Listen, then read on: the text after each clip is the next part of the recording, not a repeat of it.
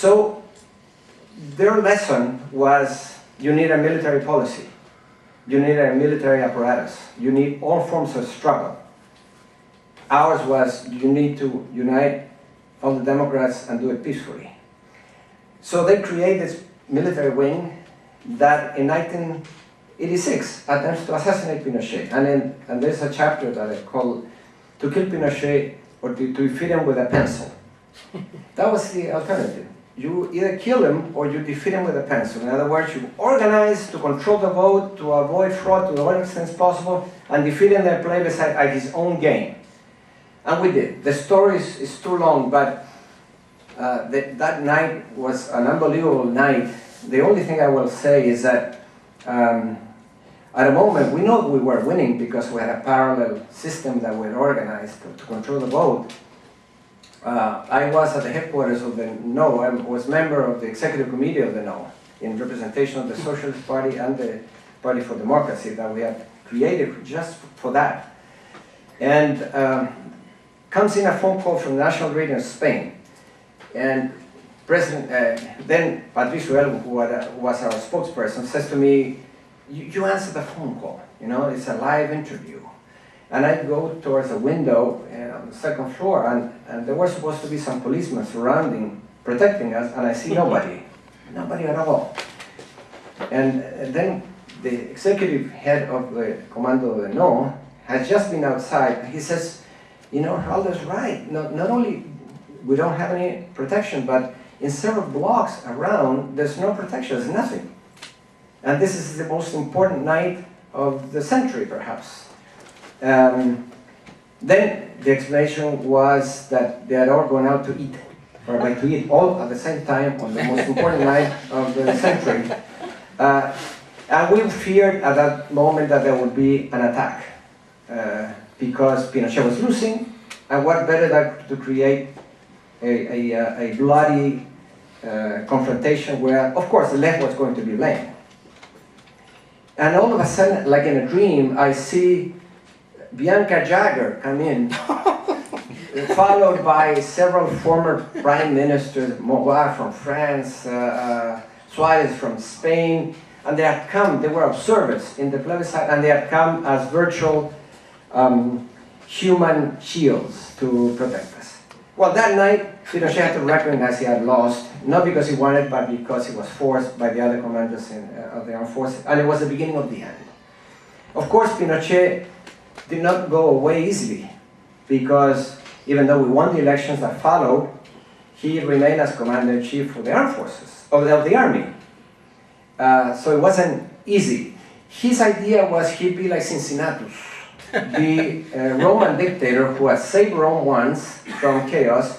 He had gone to farm his land, and after Rome, sure enough, went again to chaos, they had gone back to him and said, Cincinnatus, please come back and put order in this country. He felt like Cincinnatus, that they were going to go and pick him up because the Concertación was not going to agree on anything. It was going to ruin economic policy, and everything would go back to the chaos of Allende. That was his propaganda, except that we did fine.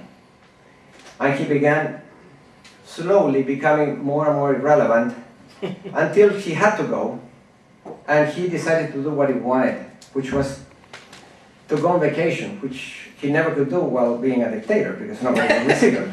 And he loved to go to London because he felt that in London people were polite. And they did not do the things that they did in other parts. They came to the US and do things, like when he came one time to Washington. And we know what happened then. I finished with two reflections. You must be wondering about something that Steve talked about in a very nice historical way. What about the US in all of this?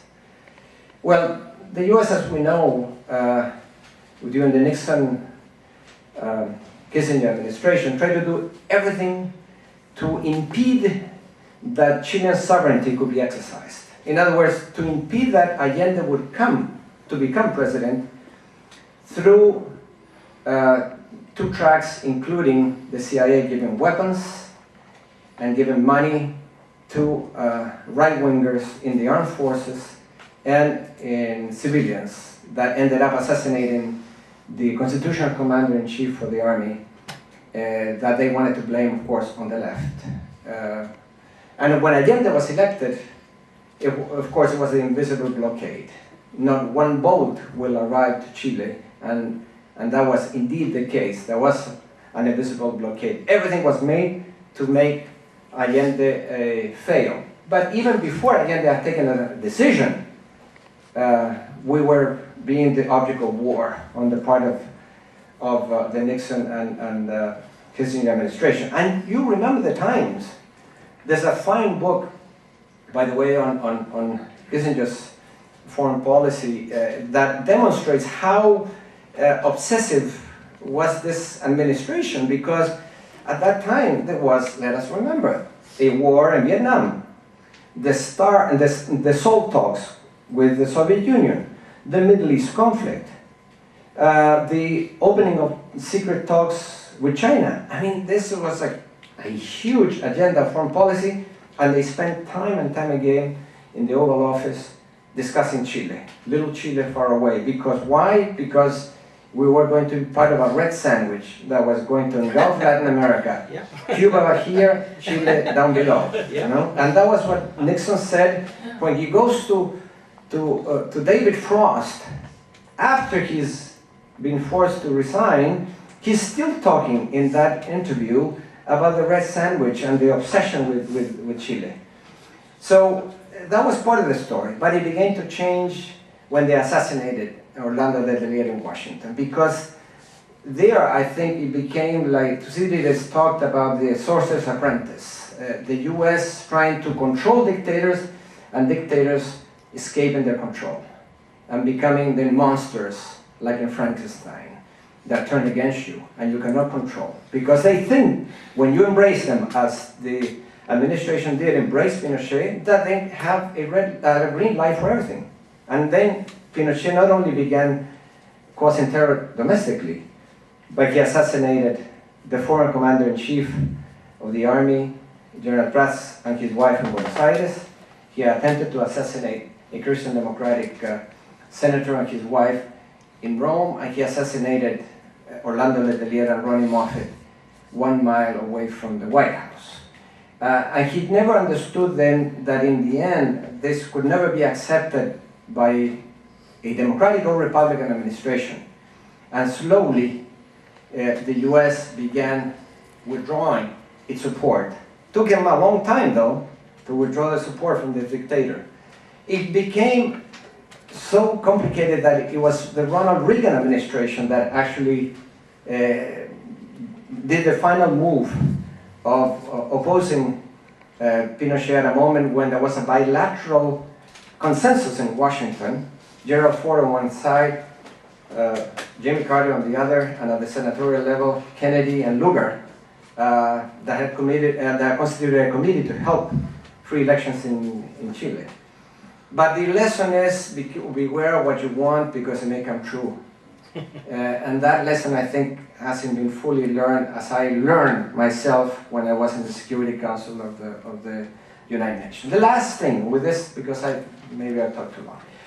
The last thing, what about Pinochet? Was he a reformer? Or how will he be remembered? Did he do something to change Chile? And my answer would be yes, he did, for sure. We appreciate life and human rights as never before. The left in Chile used to talk about sometimes a democracy as formal democracy and real democracy. Well, but when you talk about what is habeas corpus, is habeas corpus a part of real democracy or part of the formal? It is very formal, but it's an essence of democracy, isn't it? So there was this tremendous sea change in the left in Chile. And there were changes, surely enough, in the economy. I